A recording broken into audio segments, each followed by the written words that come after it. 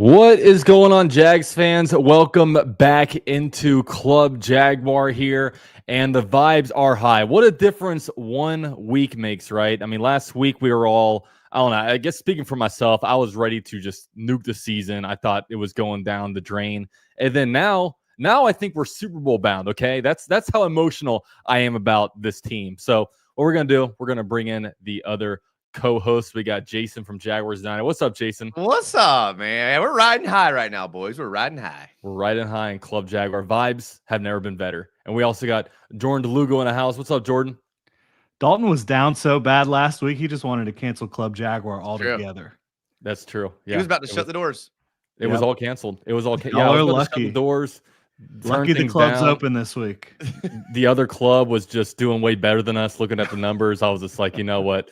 I don't know if this is going to do good, but you know what? We're back. That's what victories do. Okay, we're hot and cold on this show. But on the road, that was my fault. We didn't have the show last week.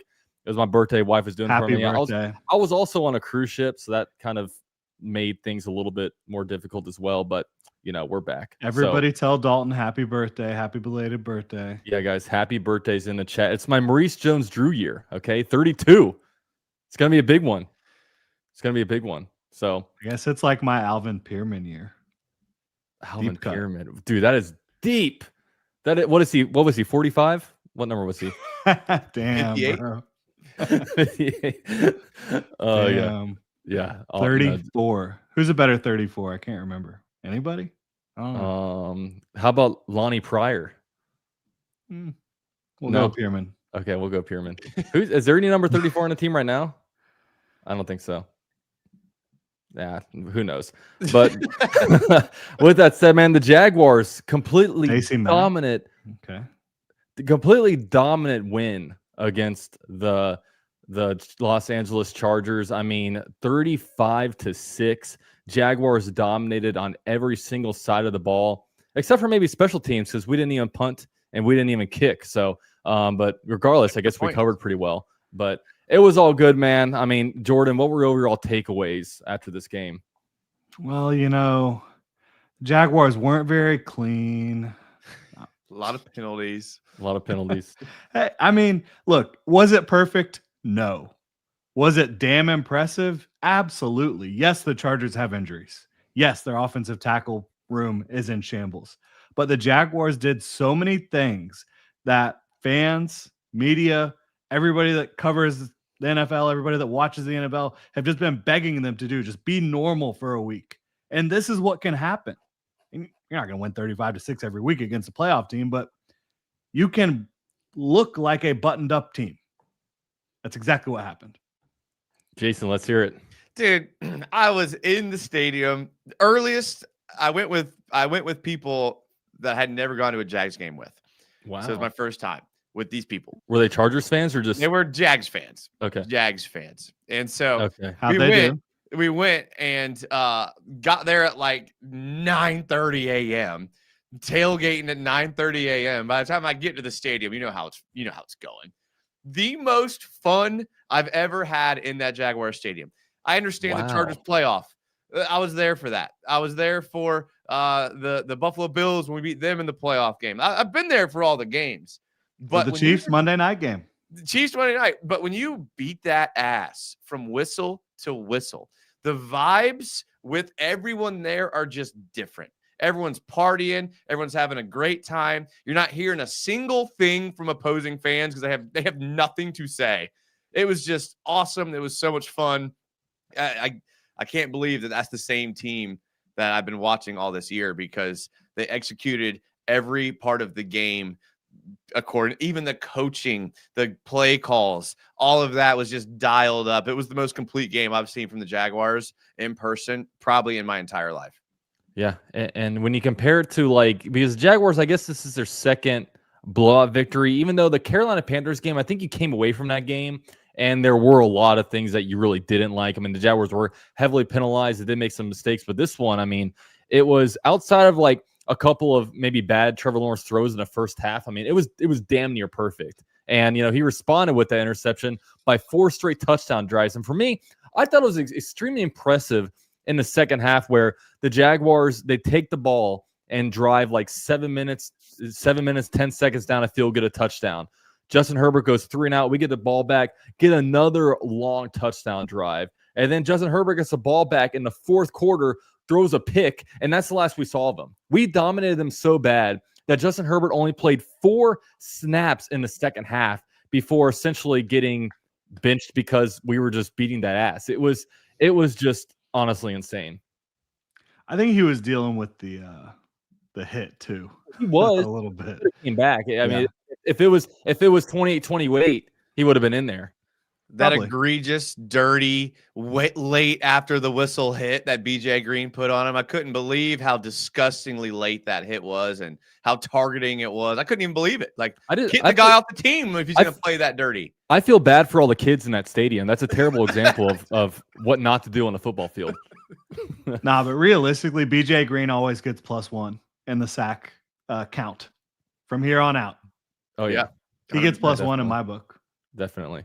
I mean, we can talk about excellent. that. Danny Strigo and BJ Green all of a sudden coming in here because the Jaguars were trying to figure out this pass rush because, golly, the last few weeks, I mean, Geno Smith was throwing the ball. I mean, last week, Davis Mills, just that image of him standing back there all by himself, throwing that ball to Dalton Schultz was living in my head rent-free for the whole year. And then, you bring in a couple of these undrafted rookie free agents, and next thing you know, they're creating havoc. I mean, what a really good decision by making adjustments and bringing these guys in there to kind of help spark that pass rush group. I thought that was really big from the crew. Are we going to talk about?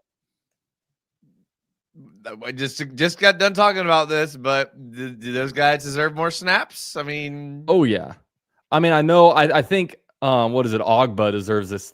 He can stay a healthy scratch in my books. Give him the Mason Smith treatment. Yeah, Mason Smith treatment. So yeah, I think depending on what you're looking for, you could see one guy get more snaps than the other. I think they think Strigow's a little bit more.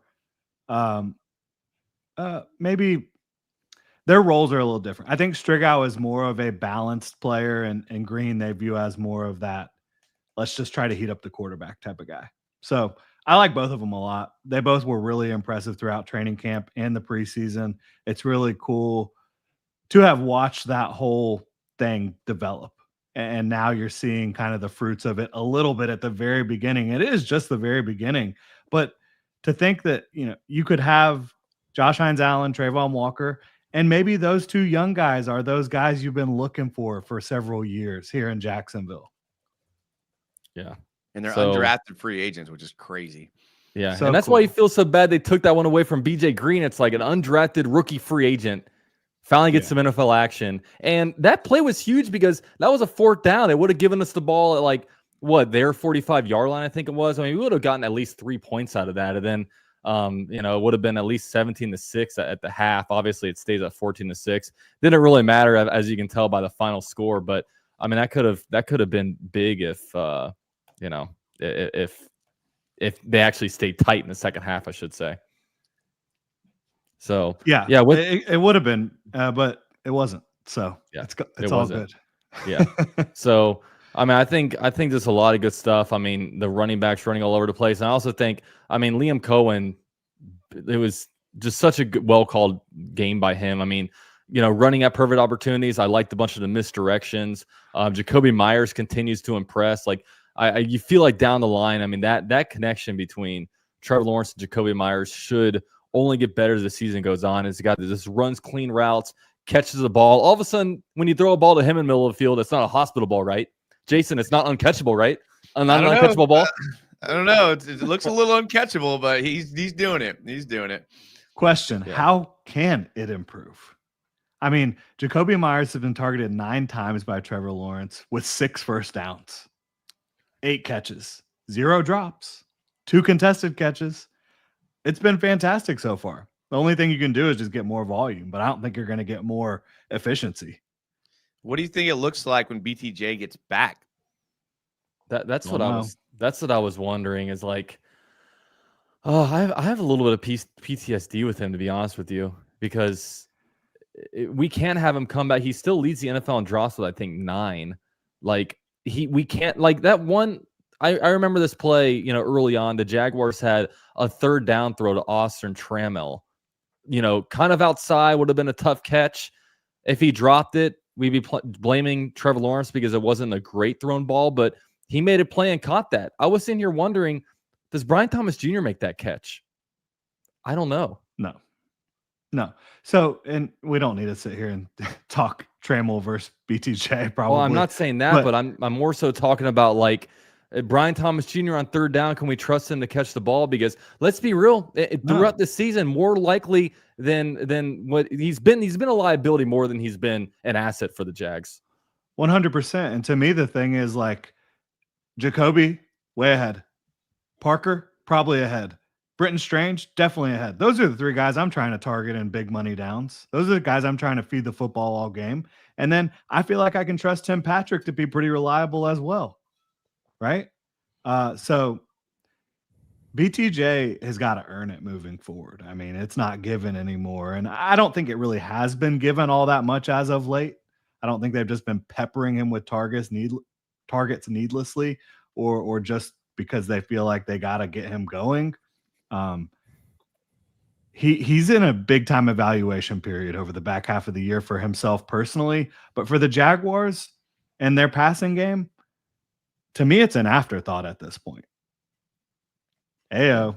I mean, if he can get like 5-6 targets a game, mix it in with what we're doing now. If that. I mean, I think he's got a role here. Like, I'm not, I'm a little slower to discount him than a lot of Jags fans are because he has a track record of being productive. He's not a guy who, is coming into the league and just started dropping the ball right away. Like he's shown he can do it. So I'm not ready to throw outside the numbers. Yeah, that's fine. Outside the numbers. Yeah. Like, I'm cool with that. And you can utilize that a ton. Yeah. And then you can start to diversify what your passing attack looks like when you got guys that can go over the middle of the field. You guys got like Jacoby Myers and Britton Strange and Parker Washington, Tim Patrick, who I love, your backside of the backfield. And you can start to kind of, it's 2nd and 1. You can take a deep shot to BTJ. And if anything, just overthrow him, And I think instead of Diami.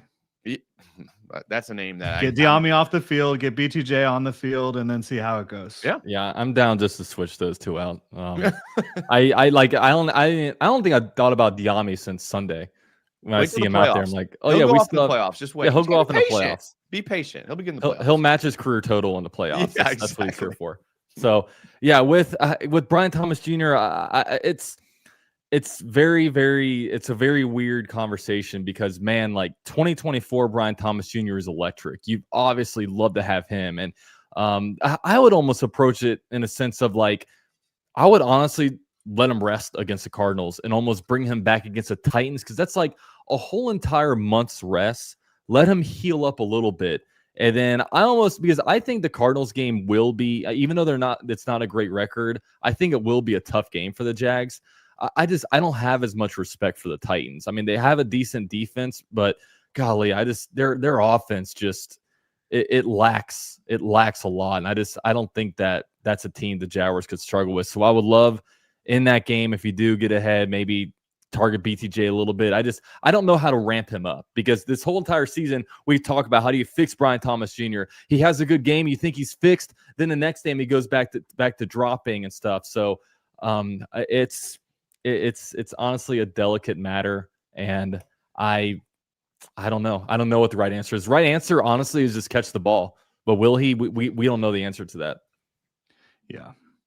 So yeah, it's an unfortunate spot to be in for everybody involved, but that's where they're at right now. The good thing is the Jaguars were smart. They signed they traded for Tim Patrick before the year. Yeah. They traded for Jacoby Myers before the trade deadline. And those are two guys they're relying on heavily right now. By the way, they traded for Jacoby Myers 2 days before Travis Hunter got hurt. I mean, that's not a insane. Coincidence. I know. It's insane timing though, that like we knew we needed him, but man, all of a sudden that week you needed him that much more. And one crazy thing is like, because we've seen some like misconnections between Trevor and Brian Thomas Jr. running the wrong route. I haven't seen that of Jacoby Myers either. Just saying. One thing that I even criticized Brian Thomas Jr. for about last year a lot was route depth and, just the attention to detail. That was even worse to start this year. Jacoby has that professional attention to detail. He's always where he's supposed to be when he's supposed to be there. Yeah. And I was even listening because I don't know if you guys heard Jimmy Smith a month or so ago on 1010XL. I mean, he went on there and just basically laid out everything that Brian Thomas Jr. is doing wrong. And it was pretty telling, to be honest with you. I mean, coming from an NFL receiver, not just, someone who, watches a bunch of film, from a guy that's actually like knows how to play the wide receiver position at an elite level. I mean, he laid it out on all the struggles that he's having and how he needs to improve. For sure. Yeah. And he talked about effort. He talked about his release off the line of scrimmage, getting out of his breaks. Basically, effort, I think, is what Jimmy Smith is saying. Yeah, it seems like that. But one positive news, on the side of Brian Thomas Jr. is Britton Strange potentially coming back soon. I mean, I know the practice window is open. Will he play Sunday? Not sure.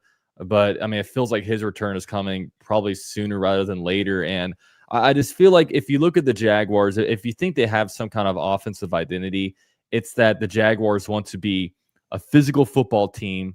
They want to punch you in the mouth. They want to be able to run the ball. And they also want to be able to, catch the ball on short passes and stuff like that. And I think Britton Strange is really, like, he carries the whole entire identity for the Jaguars. You saw when he left the field how much different this offense looked. So I gotta ask you, Jason, how much of how much are you expecting Britton Strange to do when he comes back to the Jaguars? I mean, I think it's going to be huge, just because Trevor, what we know about Trevor is that he kind of leans into connections. Like what we saw it with him and Evan Ingram, we saw it with him and Christian Kirk. Like when he gets a guy that he trusts is going to be where he's at, he really kind of leans into those guys. He never had it with BTJ. And why it's so important for Britton Strange, in my opinion, is that you are just making the defenses have to prioritize the middle of the field. When Britton Strange was not in the lineup and Jacoby Myers was not in the lineup, basically you just had to worry about outside the numbers, those outs, those corners, the halfback flares. That's where the Jaguars were getting success in the passing game. When you bring Strange back, you're now, in my opinion, opening up the entire passing game. In addition to that, he's obviously an insanely good run blocker. It'll also allow you to go into multiple tight end sets. You go to 2 tight end sets, 3 tight end sets. Quentin Morris, I thought, had a really good game run blocking. You look at what we've been able to do with the tackle over type situations. So I think Britton Strange, we saw an evident drop off when Britton Strange was out of the lineup. So I'm expecting big things. I don't know how coming back from the injury is going to look, but hopefully if we can get to early season Britton Strange, I mean, this offense could be on another level with the addition of Jacoby Myers. Like, this offense could be like what we thought they would be when we brought in Liam Cohen. Yeah, and that much better in the run game. Yeah. Definitely better in the pass game, but their run game is pretty damn good right now overall. If it gets just that little much better, that could potentially set them up to be a really difficult team to beat down the stretch. No, I think so too. And one interesting thing I saw with the run game, it felt like there were a lot more pitches, but pitches up the middle. I've never seen the Jaguars. Power toss. It's a power toss. So what is can you tell me, because I know you break down all this film, what's the advantage of doing that versus just a straight up handoff power run?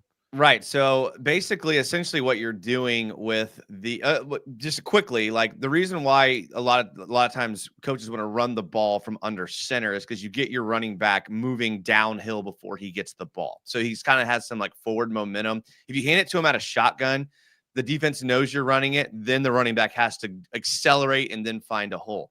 And these power tosses, you can give the ball into your running back's hands. You don't necessarily have to have a fullback.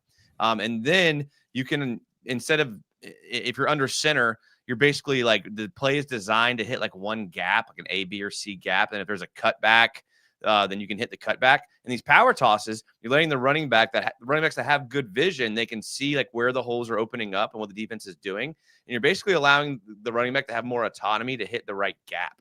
And even if it's like not the right gap, but it's the gap that Bashal Tutin thinks that he can lower his shoulder and run through a guy, you're kind of letting him do that. So I'm surprised it took him this long to do it, but I love to see it. You also can run like the play action power tosses out of it. There's a lot of advantages to running it. The hardest part is technically that toss is kind of risky. It's not a clean handoff. It's not something that these guys have done their whole life. So there is some sort of continuity that has to be there between the quarterback and the running back to get that toss going. But I love to see it, especially with these aggressive downhill runs that Tutin does. Yeah, and they had a lot of variety on it too. The Tim Patrick touchdown, they faked the toss, and Trevor almost kind of jumped past to get it over to Patrick really quickly. That was a great design on it. There was a couple other ones where they kind of had the fake toss and then kind of varied off of that. Another one from Liam that I just absolutely loved was like you had a guy in motion coming from offensive right to left side. You fake it to the left side, you fake it to the right side, then you go down the middle of the field as Johnny Munt leaks out, and it's just a wide open look, and that's all schematic. That's all Liam Cohen dialing it up off of what he's already done. Yeah, and to me, it's just amazing because, like, I feel like just in the past, the coaching staffs, like, your week 1 offense, week 2, week 3 offense, it feels like the same offense we're seeing in like December, right?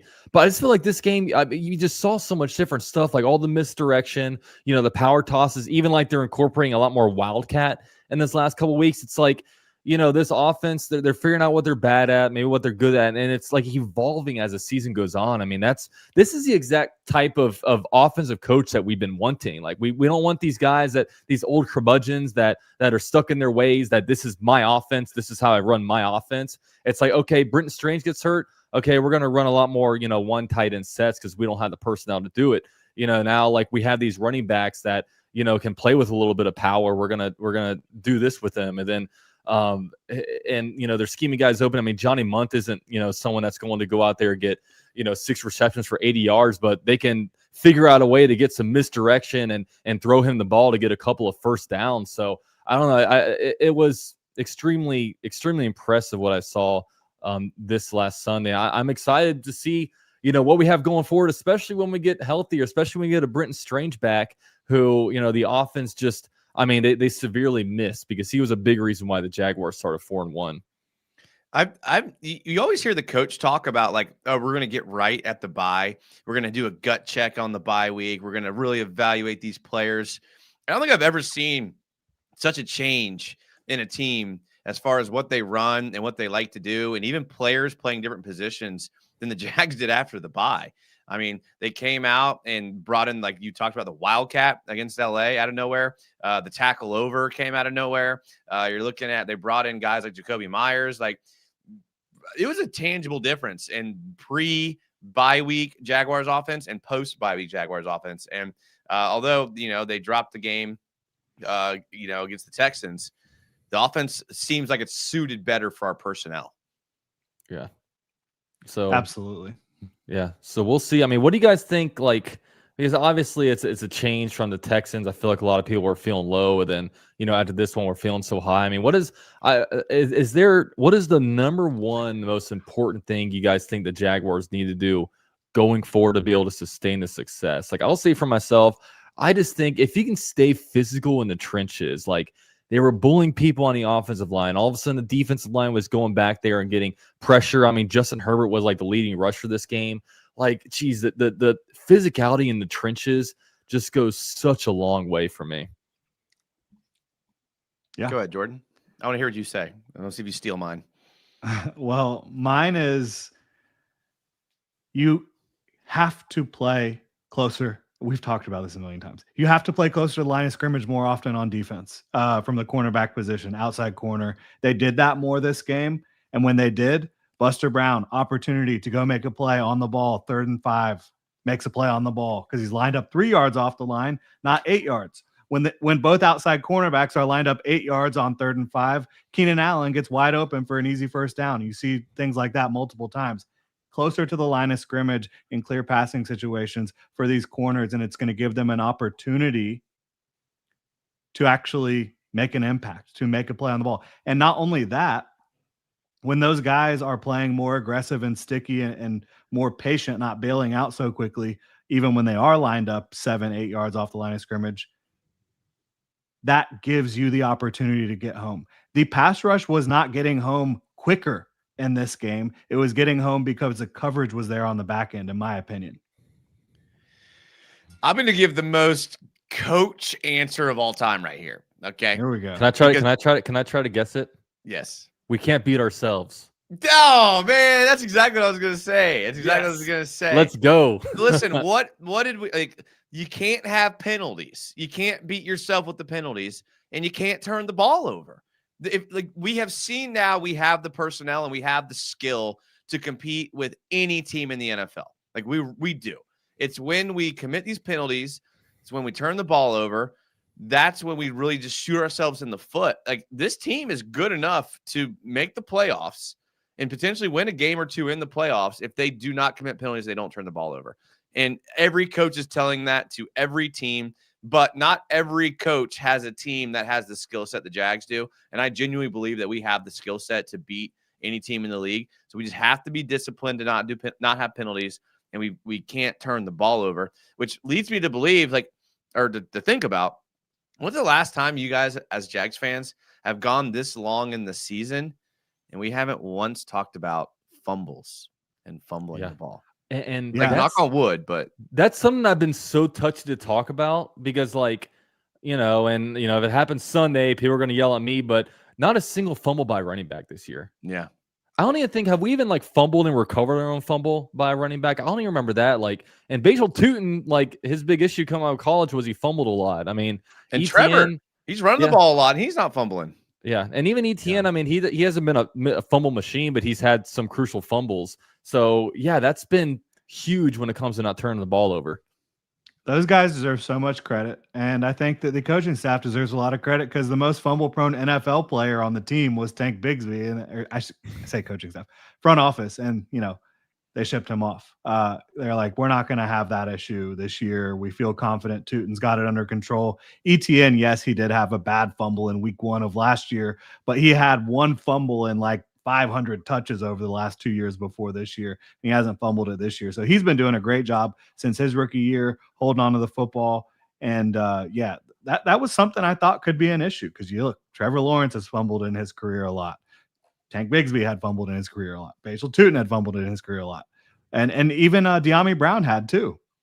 De'Ami Brown, I think, fumbled the ball 2 or 3 times last year. So that has been a very pleasant surprise. You're absolutely right. Yeah, and that's the thing. I mean, at the very least, 10 weeks into the season, not a single fumble by running back. I mean, that's huge because that kind of stuff can really switch momentum around and change how a team is played. So get to a couple super chats here. Tekken says, I'll be 30 next month, December 24th. # grandpa time. Oh, he's got a Christmas Eve birthday. Hey, that's a great deal for your parents, my guy. Yeah, that's brutal. Listen, it only gets better in your 30s. I tell everybody that. They don't believe me. Your 20s are great, but I think 30s are the best in my opinion. 30. I like the 30. 30s have been good so far. Yeah. I mean, my Maurice Jones-Drew era, so it's been good. We got Biggs904 says, I hope BTJ is back along with Britton Strange. Yeah, we're definitely on I feel like Britton Strange, BTJ is probably more likely of a chance he's back. Britton Strange just had such a weird injury. It's, we'll see when he comes back. Tekken also said, $5 donation. Also, don't sleep on the Cardinals. Brissett has looked better with them than Kyler Murray, and we haven't beaten them since 2005. And yeah, we're going to get into this game here shortly. And shout out to Tequila Mockingbird just becoming a YouTube member. Tequila, let's go. I like that name. That's clever. That's a good name. That's clever. I like that. It. I like that. So real quick, I give a shout out to this Club Jaguar sponsor, and that is Sleeper. Free $20 entry using promo code UCFJAG here. We always like to go on here and give some picks. So, and by the way, Jason, I don't know if you're following, but still alive in the Chop League over here. No, I'm not following. I'm bitter. Oh yeah, look at you. Look at Jason over here, I'm not number 8 following that. shop. Absolutely Number not. 8 shop. Look, there's 6 teams left. You know, the funny thing is the only reason I'm still in is because you were a lazy GM and didn't sub out AJ Brown. So I appreciate you, my guy. You fell on the sword for me. Listen, I owe you a lot of gratitude. It's the least I could do for you was to punt it to let you stay in. Yeah, I appreciate that. You set me up there. So we're going to do this Buffalo-Houston game tomorrow night. That's going to be a fun hate watch. And we'll talk about this one a little bit later because there's some really intriguing matchups in the AFC South. And the AFC South is shaping up to actually be really, really competitive toward the end here. Only one team with a losing record. So could be as many as 3 teams potentially in the playoffs. So if I go over here, Nick Chubb, Josh Allen, I'll go higher on a touchdown and a half. Davis Mills starting again. Yeah, that concussion knocked CJ Stroud out for at least 3 games. That's pretty wild. And Davis Mills 2-0. I'll go higher than Kincaid is out. Kincaid is out. So Shakir is out. I'm looking at Dawson Knox right there. Yeah, let's see Dawson Knox. I think Shakir is out. Let's see. Yeah, we'll go 23. And Dawson Knox is always good. That could be as many as 1 reception right there. So we're gonna do this. See Let's where it do gets. 4-legger. Let's roll the dice, baby. Okay. If we're gonna make some money, let's make some money. Where do you want to go? Do you want to go? Scroll back down. Let me see. Okay. Let me see. We got. I like all those picks. You like them all? Oh, yeah, so far. Okay. Actually, Khalil's not out. He just had a baby, so maybe it's a celebratory performance for him. I like the Woody Marks 1.5 receptions, a couple screen passes, especially in garbage time. Maybe I don't know. I'm gonna do that. We can maybe do 5 if there's something you like over here. I like the Nico one. I was thinking that. Yeah, Jaden Higgins. Gosh, Jaden Higgins at 25.5. 6-legger, baby. We're gonna do a 6-legger. All right, we're gonna do a 6-legger. We're gonna have some fun, man. All right, $5 to win $60. I guess low hanging fruit. All right, it's all good. We're gonna do this one. I don't know. That doesn't make sense. It says times 12, but oh no, wait, whatever. We're gonna do this. 5 times 12 is $5. That is 60. That is 60. 60. Yeah. Okay, but it's only we're only throwing $5 down, so we can win $60. Let's go. Promo code UCF Jag. That's 2 drinks in the Jags game, baby. Let's go, dude. Let's go. How much? By the way, you posted that thing on someone Twitter. hit it right on it. How much did it cost? $32.50. $32.50 for a drink. Oh man, that doesn't even. This one you'll have to pay out of pocket if you get 2 of them. It was a double though. It was a double. Okay. So, Okay. yeah. So it makes sense. All right. Yeah. So shout out the sleeper on this one. And yeah, so I want to go around the AFC South because really intriguing games this weekend. First of all, Thursday Night Football. You know, like we said, the Bills are going to NRG to play the Texans. Texans are back to 500 for the first time this season at 5-5. The Bills right now sitting at that top wild card spot. And this is going to be intriguing. I know Josh Allen doesn't usually play very well against the Texans, but I don't know with this one. I think this could be one that the Bills kind of spank them, and Davis Mills just kind of has a crap game. So I don't know, Jordan. What are your thoughts on this one? It's tough to say. I don't feel good about it either way, really. I mean, I think the Bills will win. But I think it could be really close. I also think it could be a blowout. I'm with you.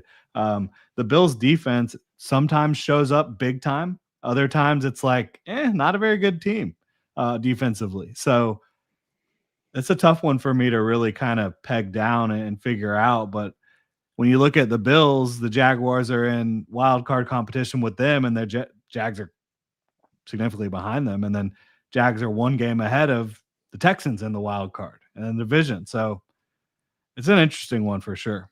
Yeah.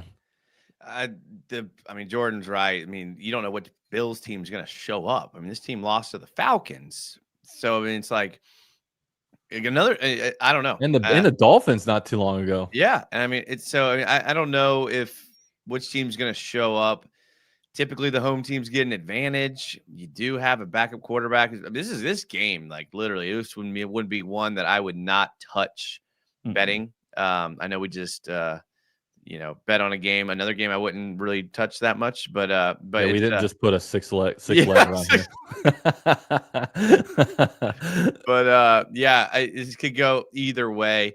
I think, I mean, all of our bets were like, besides the sack, where we're offensive focused, but yeah, both offenses, you never know what you're going to get from both the Bills and the Texans. So Bills can score 50 on you, and then they could score 7. So I don't know. Yeah, that's confusing to me because Texans just have such a good defense, and the Bills put up a lot of points, so it's like something kind of has to give. But yeah, this is one I'm definitely rooting for the Bills. Because I don't know, like if you take away the passionate football fan, if it's smarter to root for one team or the other, it's probably smarter to maybe root for the Texans because they're like behind you and you knock the Bills down a peg. But I don't know. For me, I'd probably be rooting for the Bills in this one. Just take them out, and I think they're going to get a playoff spot regardless. But yeah, it'll definitely be a fun watch, I think. So, what do you want to win, Jason? I'm not going to say what I'm thinking because it's mean and it's inhumane. So I'm not going to say what I'm thinking. Mean and inhumane. It's football. No. All right. Spill it. We're in the club. I'm hoping both teams get a serious injury to a star player. Okay, I'm gonna say it. All right, and listen, I hate saying that. I do. Oh boy. Listen, it's not fair, and I don't want players. Not a serious injury, just like an injury that, like, takes them out. To Aziz Al-Shaair. Yes. So that's fair. Like, that's not inhumane. And then maybe Josh Allen, all right, loses the love of the game and retires. How about that? You hope he Andrew Lucks himself. I hope he Andrew Lucks after the Texans game. That's what I'm hoping. Finds love with his wife and says, you know what? I'm bigger than the game of football. Yes. I think Social Alky has the right idea. A tie. Oh, yeah. A tie. Yeah. That's it. Play a physical 70-minute football game and end it in a tie. Yeah. I don't know if my bedtime will like that, but it's cool. So we got that one. We also have another big one, and that's the Colts. So the Colts they're at 8-2. The Jaguars are 6-4. So if you look ahead, the Jaguars, say hypothetically, the Jaguars go 2-0, and the Colts these next coming games have they have the Chiefs this upcoming week, and then they have the Texans. So if they just go if they go 1-1 and the Jags go 2-0. In 3 weeks, we could be sitting here playing for first place in the AFC South. So, while it seems like the Colts are so far ahead, they have such a tough stretch. I think the hardest schedule in the NFL, they still have to play the Seahawks, still have to play the 49ers. They still play the Chiefs. They've got a really, really tough stretch coming up. But, if we're going to let's talk about this first game real quick. So they're playing the Chiefs. I forget where it is. Is this on Arrowhead or is this in Indy? I probably should have looked it up before, but regardless, the Colts are getting into this tough stretch of their schedule. Let me look. They are playing in Kansas City. Kansas City actually 3.5-point favorites, even though Chiefs are sitting at 500.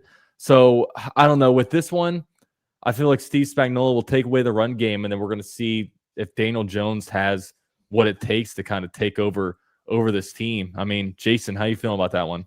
I mean, with those tiny ass video boards they have in Kansas City and that lame ass, we've all been there. Have up there. We've all been there. Yeah, home of the Chiefs. I think somehow they pull out a win. I'd bet the Colts to cover the 3.5, but I think the Chiefs win. So that's what I think will happen. Let's go Chiefs, baby. We're all Chiefs fans this week. Oh yeah. What do you think, Jordan? Yeah, I think the Chiefs will win this game as well. The Colts, you're starting to see some flaws. As of late. If you can not stop, but slow down Jonathan Taylor, just slow him down a little bit, the Colts become a lot more human. And I think the Chiefs they're 5-5, right? But every game it feels like they're either kicking someone's butt or hanging in really close in a game. So, and ended up having a bad bounce or call that doesn't go their way, whatever it may be. I think the Chiefs are going to win that game. Yeah, but is there a team that it's almost like a negative regression thing where last year they won all their one possession game or one score games, and this year they're losing them all. But man, they're a team where you just can't count them out, and I think they find a way to sneak into the playoffs. And that's the hard thing about the Jags is we're sitting here number 7 seed at 6-4, but right behind us, the Texans, the Chiefs, the Ravens, all sitting right there at 5-5. So the Jaguars got to keep winning. They got to keep winning. So it is fascinating though. This game, Mims brings up that Mahomes struggles against the Colts. I think the more interesting thing is he struggles against Lou Anarumo at times. And, Lou Anarumo being in Cincinnati, they had some big time matchups. And now he's with the Colts. Yeah, now the DC for the Colts. Yeah. I was going to say, are you going to tell us who he is, or are you going to make us sit here and guess? once everybody knew who the Colts defensive coordinator was. Okay, all right. I mean, I knew they had the former Bengals DC, but yeah, Big Lou. I can tell you I totally knew his name.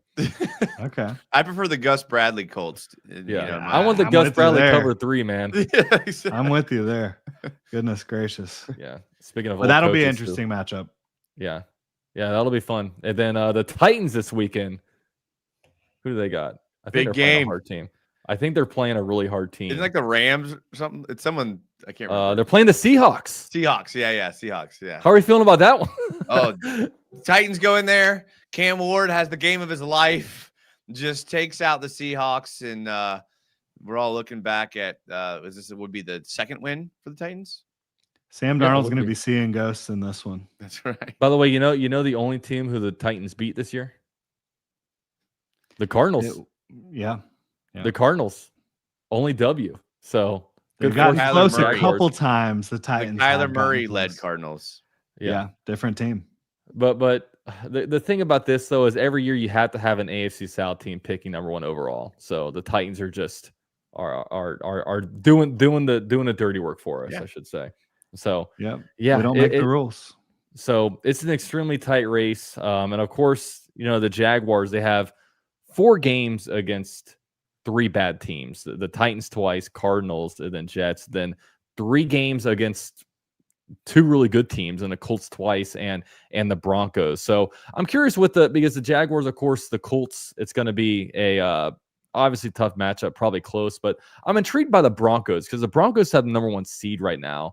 And like I've watched 2 entire Broncos games the last 4 weeks, and I watched the full game against the Raiders, and then who's the other? They just played. Oh yeah, they played the Chiefs, and like they're a team where like I'm not overly like the thing that they're so good at is they're so good at getting sacks. But I don't know. I'm not that blown away when I've like watched them because it just feels like they struggle offensively, and I don't know because that's one of the teams that the Jaguars have. It's going to be really tough. Because it's the Sunday before Christmas, so it's going to be cold over there in Denver. But I don't know. I'm not as scared of them, I think, as maybe a lot of people are. No Patrick Surtain this past week. That obviously makes a difference. But elite defense, average offense. I agree with you there. Yeah.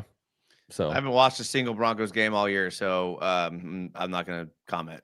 Okay. Nick Benito flies off the line. I will tell you that much. It's incredible. Dude, they like when you watch them, it's incredible the sacks they get because they get pressure, they get sacks, but it's like outside of that, like I don't know, like the offense, they struggle to move the chains a lot, and they don't score a lot of points, but they win close games, and that's what good teams do, right? So, but that's looking so far ahead. The Jaguars this Sunday have the Cardinals in Arizona.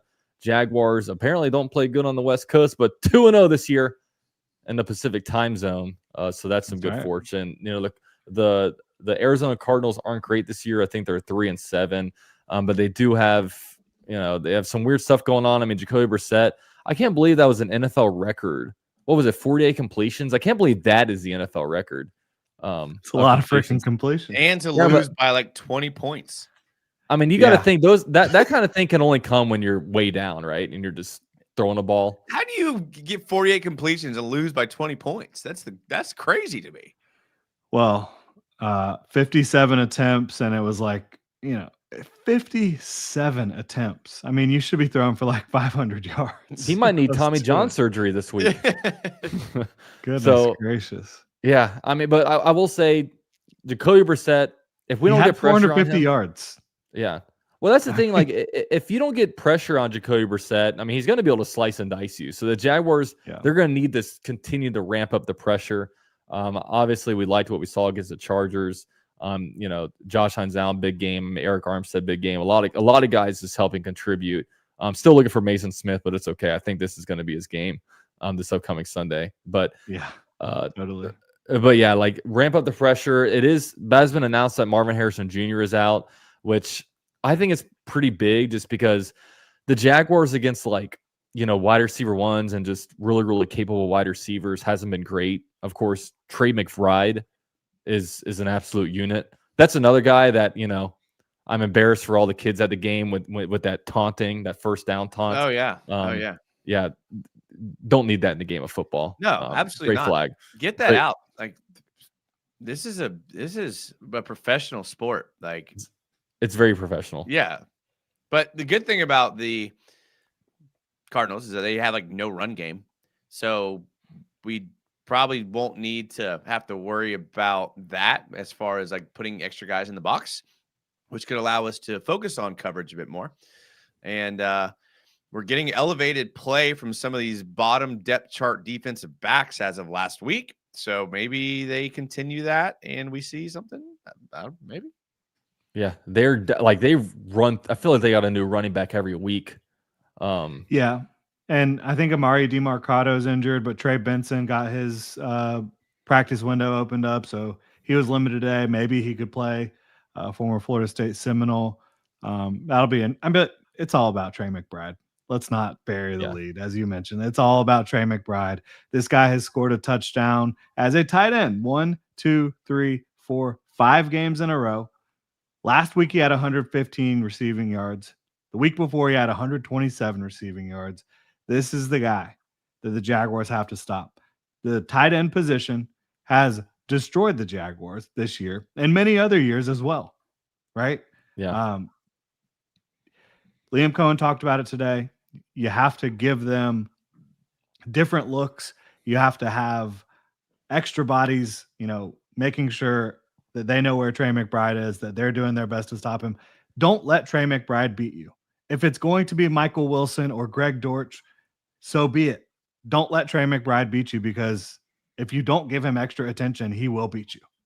Yeah. And it's crazy because like just 2 weeks ago or 3 weeks ago, whenever it was, I mean, Brock Bowers just ate you up. I mean, 3 touchdowns, over 100 yards. I mean, he was insane. So the Jaguars know this is the guy that you got to stop. We'll see if they can stop him, because it's not like they don't have a Genty in the backfield, and they don't have a lot of other guys to really key in on, especially with Marvin Harrison Jr. out. Obviously, James Conner got hurt way early on in the year. So big test. I mean, it's a big test for this team. So I know myself, I have to take the Jaguars to win this one, because, I mean, Jaguars are better than them. The Jaguars, I think, will stay hungry. The Jaguars need to keep winning. I mean, we have, I guess, some margin for error, but it can't come against the Cardinals. It can't come against the Titans. It can't come against the Jets. But the Jaguars, it's a must win from the standpoint of you have to beat the teams that you're flat out better than, especially when you're trying to make this playoff push, and we're about to be in the month of December. So I have the Jaguars winning. I'll say the Jaguars win. I'll go 24 to like 14. I think the Jaguars get it done. What about you, Jordan? Yeah, the Jags have struggled against backup quarterbacks, but like Jacoby Brissett's really not the backup quarterback. He's been the starter for several weeks, and I think that he's the starter. They made him the starter, and then they put Kyler on IR after that. It is a must-win game, in my opinion. Technically, like, could you lose it and rebound against the Titans? And then, yeah, sure. Yes, absolutely. But take care of business. Show that you're the real deal. Beat a team that you should beat. This is a team that's gotten outscored the last 2 weeks by like an ungodly amount against the Seahawks and the 49ers. They're not a good football team. They're a team that their backs are against the wall now. That's for sure. Because you have a coaching staff that could be like, yeah, Robert says most important game of the year. Most important game in franchise history, if you ask Tony Baselli, right? But the Cardinals are going to give you their best effort. They're not going to lay down. They have some tough players. They have some good players on defense. Backs against the wall. Coaching staff could be on the way out if they don't get something figured out. So not going to be easy, but the Jags got to win this one, and I think that they will. You guys know me. I'm a big betting guy. Oh, when yeah. I see I don't know if y'all have heard, but I like. I think I've heard you tell me. I like to dabble. When I look at a 3-7 team playing a 6-4 team, and I see a 2.5 point line in favor of the Jags, I get worried. That's quintessentially what we call a trap bet in gambling. There's something there. I agree with Jordan. I think the Cardinals are not going to lay down. Calais Campbell in the game. He's going to have like 7 batted balls. I guarantee it. And Josh Sweat. Yeah, and Josh Sweat's good. If I'm going to bet this game, I'm going to take the Jags 2.5. I'm going to take the over because the Cardinals have been over on their lines the last 2 weeks. But I think this game may be closer than people. I think if I'm guessing, this game is close. And then at the end of the game, the Jags end up kind of taking it away and securing it. But I think this game is closer for longer than Jags fans will be comfortable with. But I think the Jags still come out on top. Yeah, such is life in the NFL, right? That's true. Just how it usually is. Except for when you play the Chargers at home and you're the Jags. Yeah, exactly. I know. Earlier this week, I felt like, or even last week, I just felt a little bit more worried about the Cardinals. But man, they're so banged up. And honestly, I think the Marvin Harrison Jr. news, I think is honestly huge. And it's not like he's been this, this week in, week out guy that's putting up over 100 yards, and he's had his own struggles. But that's the exact type of guy that would just have an insane game against the Jaguars. And him being out, I think's a big difference. And also just. The running game getting so hurt, and they're struggling. I'm feeling better, I guess, as the days go on. So it'll be fun. Of course, it's a 4:00 game, so I think the second to last 4:00 game. It's been weird having a bunch of 4:00 games this year, but that's what happens when you play the AFC West and the NFC West. So I want to ask you guys, I did have one more thing I wanted to point out. Oh yeah, let's hear it about this game. No, we're good. The Cardinals, the last 2 weeks, 49ers and Seahawks, right? McCaffrey averaged over 6 yards per carry against the Cardinals. And the Seahawks' top 2 backs also had really good games against the Cardinals. So that is just lean into your top thing, lean into what you want to do, your plan A. Run the damn ball with Travis Etienne, Bashal Tootin, and LeQuint Allen. We haven't talked about LeQuint Allen. He had a good game running the ball. He carried the ball 8 times. That was the first time he's really gotten a lot of run, and he did a good job too. So give those guys the rock. Shout out LeQuint Allen. That's my birthday year. That's the year I'm in right now. Let's go. LeQuint Allen, the Parker Washington of the running back group, just gets down and dirty, does his job. Fans love him. He's that dude. So with this one, the Jaguars, obviously, 7 weeks left on the season. We're starting to get the weekly. We're starting to get into that territory now where they're showing the NFL AFC wildcard pitcher, playoff pitcher a bunch. So where do you guys think the Jaguars actually land? Do you think we missed the playoffs? Do you think we're a wild card team? Do you think we can sneak in there and somehow take over the Colts for the AFC South? Where do you guys think we land? I'll start with you, Jordan. Where do you think the Jaguars land? All right. Well, Jordan, I think you think ahead a lot more. I know a lot more than me, and probably a lot more than Jason. Wow. Yeah, I said that. I said that, Jason. It's accurate. It's accurate. Yeah. All right. Let's be real here. Everybody on the channel has the Cardinals losing to the Jaguars. Titans. I don't think anybody's going to have the Jags losing to the Titans. Colts in Jacksonville. Should be a coin flip, but the Colts don't really win in Jacksonville. And then you have the Jets. Are the Jaguars about to go on a winning streak? I don't know. But on paper, it looks like they very well could. So where does that put us? That would put you at if you go 5-2, that's if you go 5-2.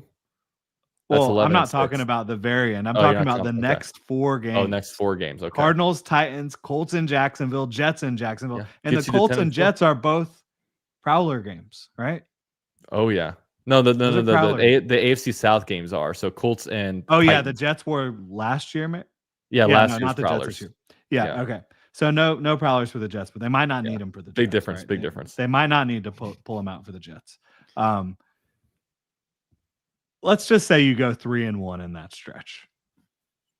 That puts you at 9-5, right? And then you have the at Broncos. We could just say it's a loss for argument's sake. 9-6 at Colts. Could say it's a loss for argument's sake. Versus Titans. I think 10-7 is pretty much maybe the worst they're going to do. I think so too. Where do you think that puts us? Where do you think that puts us, Jordan? Jordan, does that put us at wild card 7?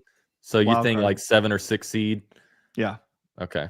All right, let's hear it, Jason. I'm just a spoiler. I'm going to have the same answer as Jordan, but I'm going to get there a little differently because we've been doing this show. I want to say every week, but some of you guys have lives like losers.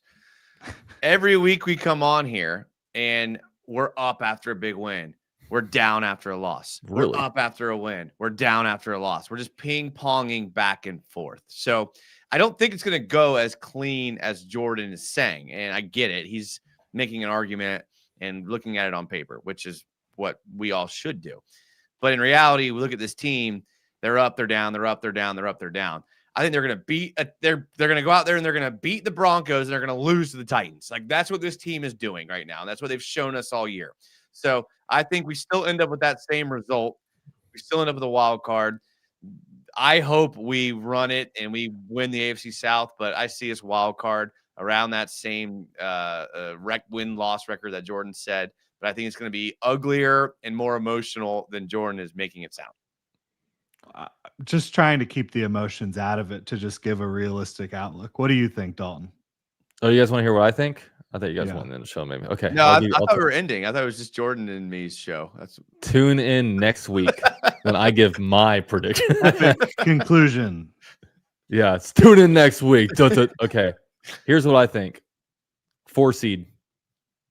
Ooh. Okay. 4 seed. We're hosting the Bills. We're hosting the Bills. So do you think that's 11-6? I think that's 11-6 because I think that's fine. I think that's totally fair. I think you drop losses to Indy and Indianapolis, and then I'll say we drop the Broncos. You're going to drop some of these games. I mean, on paper it looks nice this next stretch of 7 games, but I also think that there's some losses coming in the way for the Colts. I mean, let's pull up the Colts. Yeah, let me pull the Colts schedule real quick. I've got it right here. Yeah, let's hear it. At Chiefs. And we're all picking the Chiefs in that game.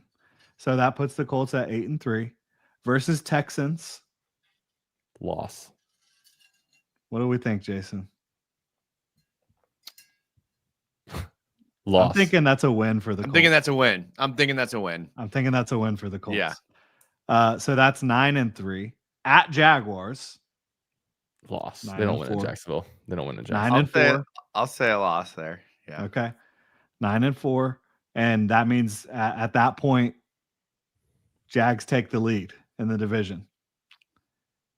And then if they win the games they're supposed to, the Jags. Based on what we've said so far, yeah. At Seahawks right after that. That's the game they win. It's the NFL, dude. That's the game they go out and win. Like the NFL it has so much parity, man. It's not as easy as we're making it sound, but it's just, Yeah, you're right.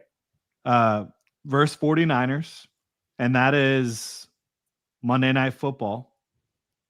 And 49ers will have everybody back healthy for that one. So loss. Jaguars and Indy. Probably a win. Loss. Hopefully a loss. And then at Texans to finish the season. They don't have any games against teams with losing records going forward. No, not right now. I think we split with the Texans. I could see or the Colts. I do too. I can see them winning here and us losing there. Or Jason's getting choked up about our chances here. My Jaguars, man, they hit me hard in the heart.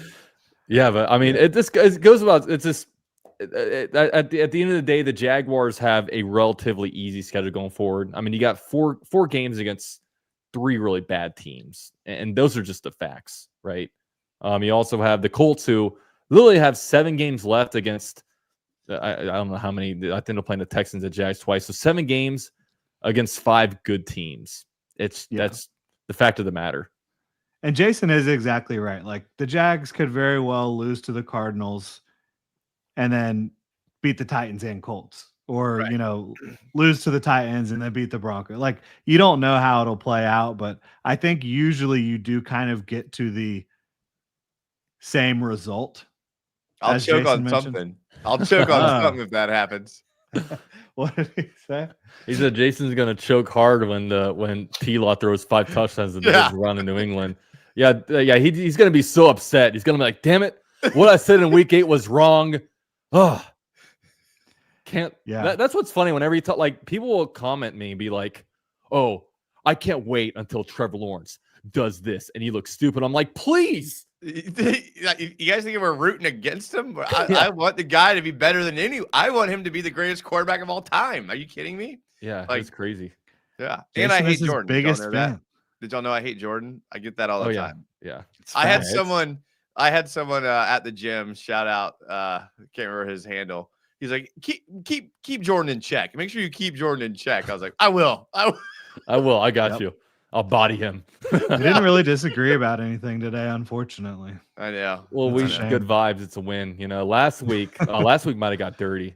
That's what happens. That's what I'm saying. Every show, we just ping pong between the Jags are going to win the Super Bowl and the Jags need to rebuild. Like every show, we're just like back and forth. Well, it's funny because before the Chargers game, I go live 30 minutes before every game, and I was saying like, look, the Jaguars. We're all out. The Jaguars going to blow out the Chargers. We're all going to be back in. And then we lose to the Cardinals. We're all back out again. That's the Jaguars roller coaster experience in a nutshell. Right. So, and they realistically have shown they can beat anyone. They can lose to anyone. They can lose to anyone. I mean, more often they lose to themselves. And as a result, they take the loss, Absolutely. I mean, that's happened multiple times. So, yeah. That's what it is, man. But that's Club Jaguar, guys. Number 4 seed right in the middle here. And we got a couple of downers with number 7 seed. I mean, how could they? But on the road, though, it's going to be fun. Let's hear it. Jack says there's a channel on YouTube dedicated to trying to curse Lawrence and trash talks DeLugo. It's a sickness. Wait, is there? I don't know. I've never heard of that. It's called Jaguars United. Jaguars United. I don't know who started it. It could have been anybody. If you go to Jason's channel, pull up to like 1 hour 20-minute mark, that's when it starts. No, don't do that. Do not do that. Don't do it. Don't do it, Jordan. It's dark in there at that time. But yeah, it's cool. Oh, also $5 super chat from Sports Edits. He says he says yelling, we have to keep the run game to win games. Agreed. He's right. Agree. He's right. I mean, the Jaguars, like I said earlier, I think the identity is that they want to be a physical run football team that, can throw the ball in the middle of the field, get you the short yardage. I mean, the Jaguars have not been a team that have really taken a top off the defense really at all this year. So what the pass coverage doesn't need to be passive. Yeah. I prefer my quarterback to win games with 123 yards. That's what I prefer. What? Let's just win the game. It's like Justin Herbert had a career low in passing yards. It was like 40 yards less than Trevor had in the game. It's like, okay, well, there we go. Yeah. So, and Jacoby Brissett breaks an NFL record for pass completions in a blowout. So yeah, exactly. It's the name of the game in the NFL. It's the name of the game in the NFL. But all right, guys, appreciate you guys joining the club today on a winning edition of the show. 6-4, guys. Jaguars playing meaningful games in November and on into December. We're feeling a lot better this year than we were last year. That's for dang sure. So shout out to Jordan. Jordan, what you got coming up on the Gin Jag YouTube channel? A lot of stuff. Yeah. But no mock drafts. No mock drafts. No mock drafts. No. Well, I did actually last week because everybody was all doom and gloom. I talked about like kind of maybe looking ahead at like signing your own guys, moving on from some guys, different things. But off season, Gin Jag. Fake fan. Wow. Yeah. I'll watch that video in February 15th after we win. Well, there will be a new one for that by that time. Oh, so it'll be outdated. Okay. Are we getting new players between now and then? Are we getting new players between now and then? Hey, why don't you just go ask number 34, Juan Thornhill? You know what? Maybe I'll just go watch that video in February. But yeah, I mean, we'll be previewing the game. I'll kind of do. Are the Jaguars a playoff team? Which, if you watch this, you kind of already know where we kind of land on that. But we kind of we'll have some fun over the next couple of days. That's fine. It's all good. Talk about the injuries on both sides when we get some more information after tomorrow's practice, I'd say. All right. So Jason had a big show last night. Got any more coming this week? Usually I say go back and watch the show from last night. I'm not saying that today. Do not watch it. Not good. Don't watch it. Don't watch it. We started the show off talking about feet picks. If that gives you any inclination of how the show went. So maybe we'll see. I mean, I'll admit I enjoyed the show. I listened to it while I worked today. I had a good time. I'm glad. I feel like I was chilling with the boys talking football, you know? That's true. It was good. But yeah, so probably just sticking to the Tuesdays for now. So would appreciate a subscribe if you're not. And yeah, guys. The link in the description. There's no reason for you guys not to throw a subscribe their way. I mean, seriously. Right. I mean, is there any good reason? Do you guys know any good reasons? Pride. Yeah. Pride. Yeah. Pride. Foolish pride. Yeah. I mean, sometimes I unsub, resub just to put myself some notifications, but you know, that's just me. But all right, guys, appreciate all you guys for being here. Also, on your way out, drop a like. It'd be great for the show. It's going to spread it out. YouTube loves that algorithm stuff. So with that said, appreciate you guys. Go Jags. Go Jags.